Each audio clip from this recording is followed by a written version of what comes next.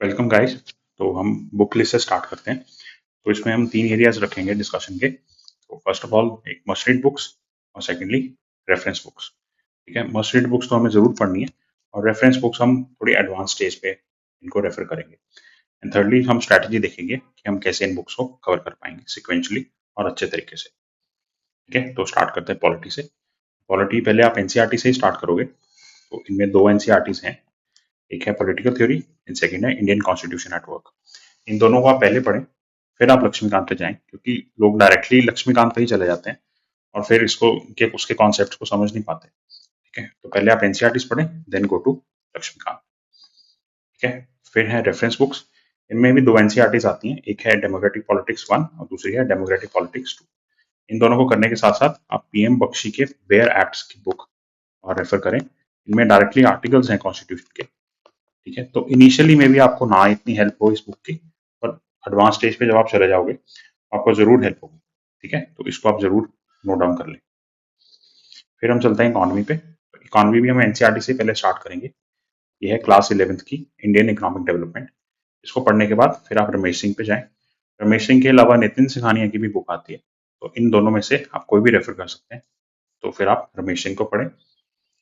Then फिर reference इसमें चाहिए इकोनॉमी का, क्योंकि कोचिंग की इसमें हेल्प हो जाती है। इसमें आप अपने कोचिंग के नोट्स या कोचिंग के कोई टीचर हैं आपके इम्पोर्टेंट, उनको आप रेफर कर सकते हो। तो इसमें मेजरली जो ये तीन टॉपिक्स हैं, इनको आपने अपने फोकस में रखना है। एक है बैंकिंग, दूसरा है टैक्सेशन और थर्ड है सेक्टर्स ऑफ इकोनॉमी, जिसमें मोस्ट इंपॉर्टेंट है एग्रीकल्चर। इनको आप कोचिंग नोट्स, इसके लिए आप कोचिंग नोट्स को पढ़ें। ठीक है, और साथ के साथ स्कीम्स का एक कंपाइलेशन देख लें किसी भी कोचिंग का। ठीक है, आप पीआईबी भी कर सकते हो, पर पीआईबी से अच्छा है आपकी कोई कोचिंग की कंपाइलेशन कर ले।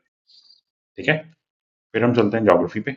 इसकी जो मस्ट रीड बुक्स हैं, ये भी दो एनसीईआरटीज हैं। ये एनसीईआरटी क्लास 11th की है, ये इसका फर्स्ट पार्ट है और ये इसका सेकंड पार्ट है। ठीक है, इन दोनों को आपने करना है अच्छे से। और फिर रेफरेंस बुक्स पे हम जाएंगे, वो है दो ह्यूमन ज्योग्राफी की। ये ज्यादातर मेंस में ही काम आएंगे आपके। ठीक है, तो इनको आप रेफर कर सकते हैं। थोड़ा इनका डेटा आउटडेटेड है। ठीक है, तो डेटा आप अपने करंट अफेयर्स के साथ ही इसको अपडेट कर लेना। ठीक है, पर कॉन्सेप्ट्स के लिए, ह्यूमन ज्योग्राफी के कॉन्सेप्ट्स के लिए अच्छी बुक है। और साथ के साथ एटलस तो आपको पढ़नी है वर्ल्ड के लिए। ठीक है, तो आप इंडिया के लिए भी एटलस रख सकते हैं। फिर हम चलते हैं एंशिएंट हिस्ट्री में। इसमें बहुत सारे रिसोर्सेज हैं, हिस्ट्री के लिए बहुत एक्सटेंसिव रिसोर्सेज है। तो मैंने जितना मिनिमलिस्टिक उसको करने की कोशिश की है, तो मैं आपको बताता हूँ। तो फर्स्ट है क्लास 6 की एनसीईआरटी और ये है क्लास 12th की थीम्स एनसीईआरटी, उसका part one is for article, वो सॉरी, एंशिएंट हिस्ट्री। इन दोनों को करने के बाद आप जाइए आर एस शर्मा पे। ठीक है, पहले इन दोनों को कीजिए, फिर आर एस शर्मा आप और आसानी से और आराम से कर पाएंगे। ठीक है, तो इसमें एक रेफरेंस बुक्स है, ये तमिलनाडु बोर्ड की हिस्ट्री की बुक है। इसमें आपका एंशिएंट भी हो जाएगा और मिडिवल भी हो जाएगा। ठीक है, एंशिएंट और मिडिवल दोनों हो जाएगा इसमें, तो ये भी आप रेफर कर सकते हैं। एंड एंशिएंट के लिए है उपिंदर सिंह की बुक। तो ये भी आपको एडवांस स्टेज पे ये भी हेल्प होगी, अगर आप स्टार्ट कर रहे हैं जस्ट, तो इसको आप अवॉइड कर सकते हैं। फिर हम चलते हैं मिडिवल पे। मिडिवल की ही एनसीईआरटीज हैं दो, ये है क्लास 7th की और ये है क्लास 12th की ही पार्ट 2, थीम्स पार्ट 2। ठीक है, और ये काफी फेमस बुक है लूसेंट की। इसमें आप एंशिएंट भी कर सकते हैं, एंशिएंट प्लस मिडिवल इसमें भी हो जाएगा। ठीक है, लूसेंट से भी हो जाएगा और तमिलनाडु बोर्ड की बुक से भी हो जाएगा। तो इन दोनों को भी आप रेफर कर सकते हो या इन दोनों में से कोई एक को रेफर कर सकते हैं। ठीक है, तो but I will prefer Lucent. Okay, तो लूसेंट को आप जरूर पढ़ें। एंड इसकी रेफरेंस है सतीश चंद्रा की हिस्ट्री ऑफ मिडिवल इंडिया। इसके लिए इसको आप जो इम्पोर्टेंट टॉपिक्स हैं या जो डिटेल में पढ़ने चाहिए, जैसे मुगल एडमिनिस्ट्रेशन है या कुछ आर्ट एंड कल्चर के भी कुछ कॉन्सेप्ट्स हैं, वो आप यहाँ से पढ़ सकते हो। पर उसके लिए पहले आपको ये पढ़ना पड़ेगा और साथ में कुछ पीवाईक्यू सॉल्व करने पड़ेंगे, फिर आपको ये बुक की इंपॉर्टेंस पता चलेगी। ठीक है, फिर हम चलते हैं मॉडर्न हिस्ट्री पे। तो ये है क्लास 8th की आवर पास्ट 3 एनसीईआरटी और वही क्लास 12th की part 3 of themes in Indian history. इन दोनों को पढ़ने के बाद ही आप स्पेक्ट्रम पे जाएं, नहीं तो स्पेक्ट्रम बहुत बल्कि भी हो जाती है टाइम पे। ठीक है, तो फिर आप स्पेक्ट्रम पे जाएं। एंड इसकी जो रेफरेंस बुक है वो है plastic to partition by Shekhar Bandopadhyay. तो इसमें जो मोस्टली जो टर्म है, पेपर में कई बार क्वेश्चन आ जाते हैं टर्म्स के, तो वो इसकी ग्लॉसरी से हो जाएंगी, इस बुक की ग्लॉसरी से। ठीक है, पर वो भी समझने के लिए आपको इन्हें समझना पड़ेगा, इन तीन बुक्स को। ठीक है, फिर हम चलते हैं आर्ट एंड कल्चर पे। आर्ट एंड कल्चर की दो बुक्स हैं, एक एनसीईआरटी है फाइन आर्ट्स की क्लास 11th की और नितिन सिंघानिया, ये तो काफी फेमस रिसोर्स है। इसमें आप आर्किटेक्चर को अच्छे से करिएगा, ठीक है, आर्किटेक्चर अच्छे से करिएगा। बाकी जो कल्चर का एस्पेक्ट है जिसमें रिलीजन आता है उसको अच्छे से कीजिएगा, और रिलीजन में भी सबसे इंपॉर्टेंट है बुद्धिज्म एंड जैनिज्म, ठीक है, इसको ही आप अच्छे से कीजिएगा इसमें से, नहीं तो ये बहुत बल्कि हो जाएगा रिसोर्स, ठीक है। Architecture and for culture Nitin Singhania, ठीक है। फिर एक ये रेफरेंस सोर्स है, ये काफी इंपॉर्टेंट रेफरेंस सोर्स है। ये है यूनेस्को की साइट्स की इंडिया वेबसाइट, ठीक है, जो इंडिया के जो यूनेस्को वर्ल्ड हेरिटेज साइट्स हैं उसको लिस्ट किया हुआ है वेबसाइट में। तो ये कुछ 46 47 लिस्ट है, 47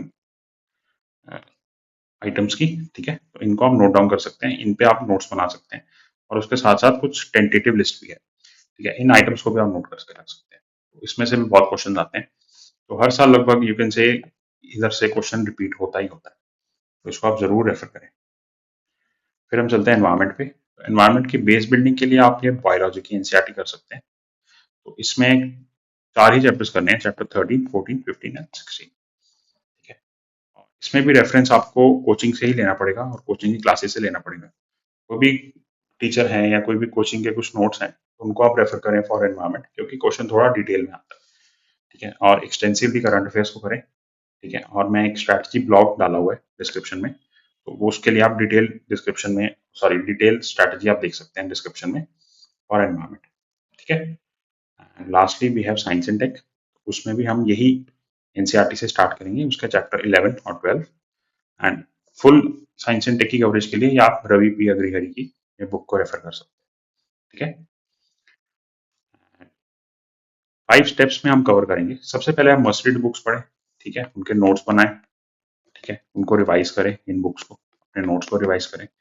फिर सेक्शनल टेस्ट सॉल्व करें, जैसे आप पॉलिटी का कर रहे हैं, तो पॉलिटी का लक्ष्मीकांत पढ़िए आपने, फिर पॉलिटी का आपने टेस्ट दिया, फिर टेस्ट में अपने एरियाज देखें जिनको आपको और प्रिपेयर करना पड़ेगा।